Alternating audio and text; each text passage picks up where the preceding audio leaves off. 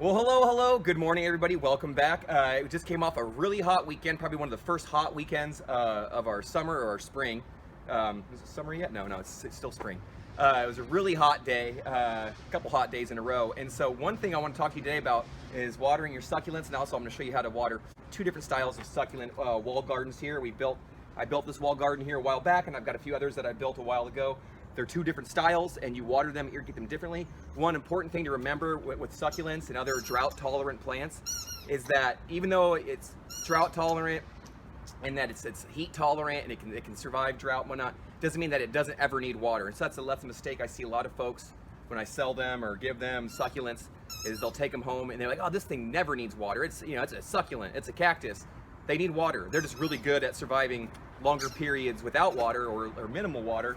But that being said, you still want to provide them with ample irrigation. So this one right here, you can see actually has pockets of soil that I can vertically water, right? And so it just travels down the wall.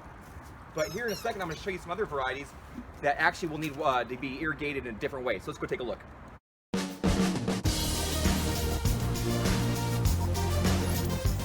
Here's an example of another vertical garden that we had built. It's just a different style. It can receive a little bit of water like this, but you can see that the soil is being held up. There's a metal mesh wire in here, and there's a little box of soil behind this, but you really can't water it that well this way. And actually, if anything, you're actually going to be pulling away and eroding the soil out of there. Some systems, you'll see, I guess people put a lot of sphagnum moss in that top layer, so that way hopefully it'll absorb a bit of water. You can have mister systems that help absorb some of that to pull some in. But even still, you'd have to have those misters running quite a long time to really keep these moist enough to really tolerate and survive and flourish in these really hot days. When I mean hot, I mean 95, 100, 105 and above. Anything above 95, really you're going to start to see the water get sucked out of these pretty quickly. And so one thing we're going to do, is I'm going to show you right now, is we actually have to pull this one off the fence temporarily. It's up here on hooks. We'll pull it off the fence, we'll lay it down horizontally, and then we'll soak it, we'll let it absorb, probably even throw in some fertilizer at that time, soak it again, and then put it back on the fence. So that's the difference between this style and the other one. Is this one has a nice wooden frame around it, and we can do that on the other one as well, but it doesn't have the fabric pockets. It has metal mesh kind of holding that soil back from sloughing off, and the roots are holding it in a bit as well, but that's that metal mesh wire that's in here that we call hardware cloth, even though it's not fabric. They're like little metal squares with holes cut in them so that we have these plants planted. But they need water, a little bit of water like this, right, or a little mister system above it. If that's the only irrigation they're getting, you're going to start to see them really, their health is going to start to tank and not do well. So let's pull these off and I'll show you what it looks like. All right, so I've got 4 of my succulent planters pulled off of the fence, and they're here sitting horizontally.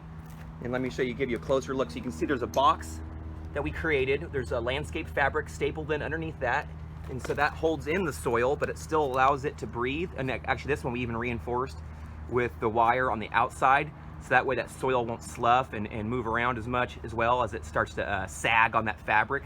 So I really recommend doing that, especially if you have a bigger box like this one. It's about about a square foot or so. But you can see they're doing really well, and actually having them sit for a day or two horizontally out in the full sun getting watered is actually a great way to kind of thicken them up as well, to make sure all your foliage is coming in nicely and they're not all just stretching vertically towards chasing towards the sunlight like they tend to do sometimes if they're on the fence completely. So that's the one benefit about this style, is that you can bring them down and lay them horizontally if you want to display them for a party or just want to change it up. But they also have the hooks there and the ability to go vertical, which people love to see and is really fun. And so now that they're at this point, this is the really good time for us to get in here and actually irrigate them. And the trick is you can use a hose or a watering can.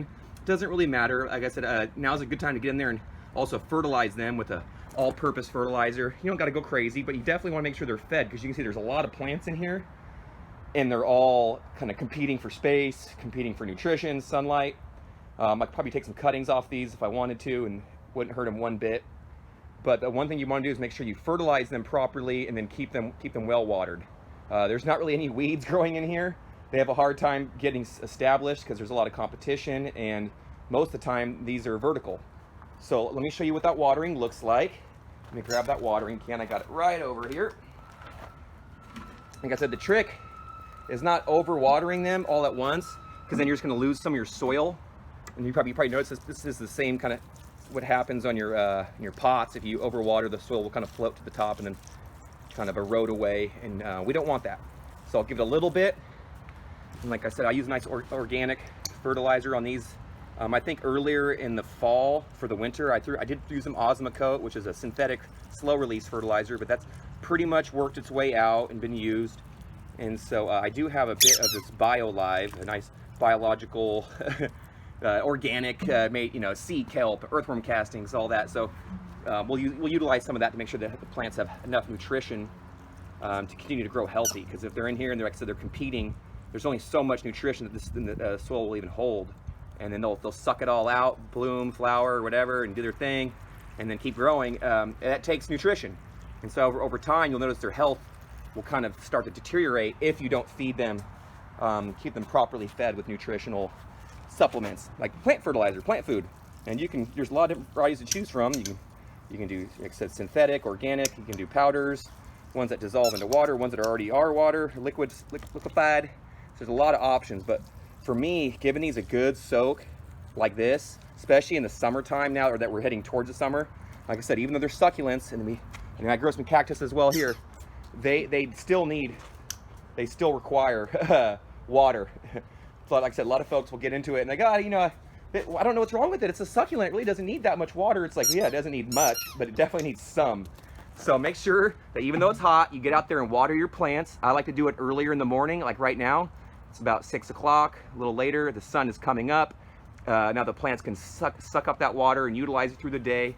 And then by the time that they pull that water out, they'll be ready to water them again the next morning, depending upon how hot it is and how much they lost. Every situation is different, whether you're in a container, what kind of soil you're using, how hot it is, how much sun it's getting, how much the plant is using. So it's really up to you. Most plants, like even these, want to stay lightly moist. Although they can survive drying out, they just don't want to stay dry for too long.